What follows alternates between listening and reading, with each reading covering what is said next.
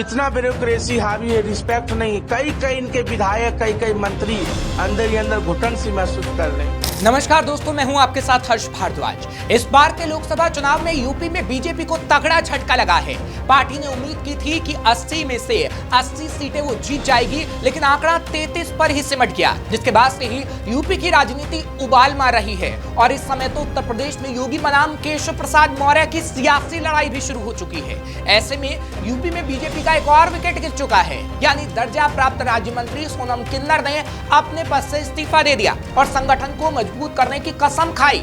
सोनम किन्नर के मुताबिक यूपी चुनाव में हार के बाद से ही पार्टी में आरोप प्रत्यारोप का दौर शुरू हो गया, लेकिन किसी ने भी हार की जिम्मेदारी नहीं ली। इसी वजह से सोनम किन्नर ने इस्तीफा दे दिया और उन्होंने खुद सबसे पहले हार की जिम्मेदारी ले ली। सोनम किन्नर ने कहा है कि उनके लिए भी सरकार से बड़ा संगठन है और वो संगठन को मजबूत करने का काम करेंगी।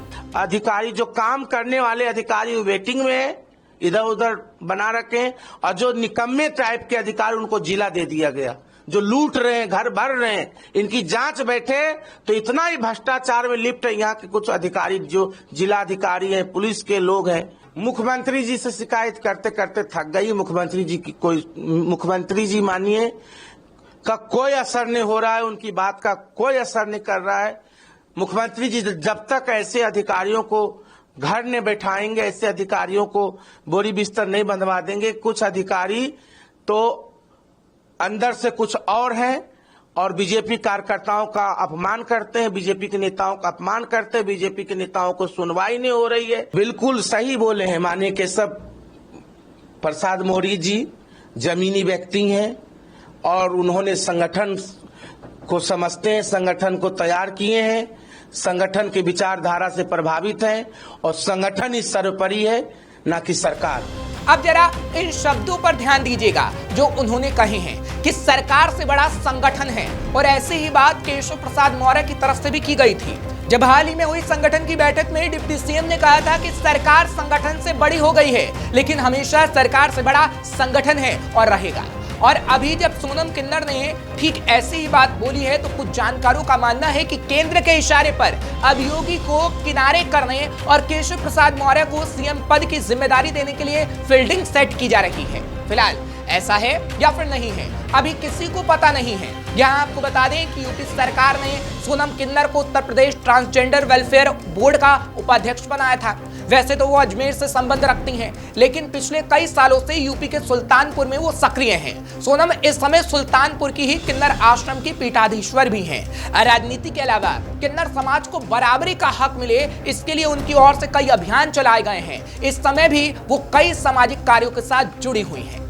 फिलहाल अब वो मंत्री पद से इस्तीफा दे चुकी हैं और केशव प्रसाद मौर्य जैसी ही भाषा बोल रही हैं, क्योंकि केशव प्रसाद मौर्य इस वक्त योगी के खिलाफ मोर्चा खोल चुके हैं। इसके बाद कई नेता भी यूपी सरकार के खिलाफ सीधे मंच से बोलने लगे। इन विरोध से ही कहीं ना कहीं इस बात का अंदेशा मिल रहा है कि बीजेपी में संगठन बनाम सरकार शुरू हो गया है। मतलब कि सीएम योगी आदित्यनाथ के विरोध में कई नेता आ गए हैं। केशव प्रसाद मौर्य तो लोकसभा चुनाव के नतीजे घोषित होने के बाद से ही अब तक यूपी सरकार की 3 महत्वपूर्ण बैठकों से गायब रहे। इसमें 2 कैबिनेट बैठक और 1 मंत्रियों की बैठक शामिल रही। इन तीनों ही बैठक से गायब रहकर केशव मौर्य दिल्ली में डेरा जमाए रहे, वे भी किसी को बिना बताए, जिससे भी लगा कि योगी और केशव प्रसाद मौर्य के बीच दूरियां और बढ़ गई हैं। और केशव प्रसाद मौर्य इस तरह संगठन में अपना कद बड़ा करने की कोशिश कर रहे हैं। उनका संकेत साफ है कि वह संगठन के आदमी हैं, खासतौर पर तब जब 10 विधानसभा सीटों पर उपचुनाव होने वाले हैं। और जैसा कि हमने आपको बताया कि केशव प्रसाद मौर्य दिल्ली भी गए और वहां पार्टी चीफ जेपी नड्डा से मुलाकात की। इसके अलावा भूपेंद्र चौधरी भी दिल्ली पहुंचे, पीएम नरेंद्र मोदी के आवास पर मीटिंग हुई, पर अब तक कुछ साफ नहीं है कि क्या चर्चाएं हुई। हाँ, लेकिन कई कयास जरूर लगाए जा रहे हैं। बीजेपी को 2017 में जब यूपी की सत्ता मिली तो उसका 14 सालों का वनवास पूरा हुआ था, और तब प्रदेश अध्यक्ष केशव प्रसाद मौर्य को श्रेय भी मिला कि वो पिछड़े वर्ग को बीजेपी के साथ जोड़ने में सफल रहे हैं, लेकिन वो सीएम नहीं बन पाए थे। वहीं मौर्य कैंप के कुछ लोगों का कहना है कि इस बार लोकसभा चुनाव का जो परिणाम आया है वो ओबीसी नेताओं की उपेक्षा की वजह से आया है। यानी वो बताने का प्रयास कर रहे हैं कि केशव प्रसाद मौर्य की उपेक्षा की गई और अब उन्हें सही जगह मिलनी चाहिए। लेकिन एक चर्चा यह भी है कि दिल्ली में जेपी नड्डा ने मौर्य से कहा है कि वो ऐसे बयान देने से बचे जो राज्य सरकार को असहज महसूस कराते हों। फिर मौर्य आखिर ऐसा बयान क्यों दे रहे हैं? इस सवाल का जवाब यह माना जा रहा है कि वे खुद को पार्टी में बड़े नेता के तौर पर पेश करना चाहते हैं, खुद को संगठन का आदमी बताने की कोशिश कर रहे हैं। इसके अलावा योगी सरकार में खुद को उपेक्षित महसूस करने वाले एक वर्ग को वो साधना चाहते हैं ताकि वो सीएम बन सके। फिलहाल ये खबर आपको कैसी लगी हमें कमेंट सेक्शन में जरूर बताइएगा। तमाम खबरों के लिए आप देखते रहेंगे श्रेष्ठ भारत।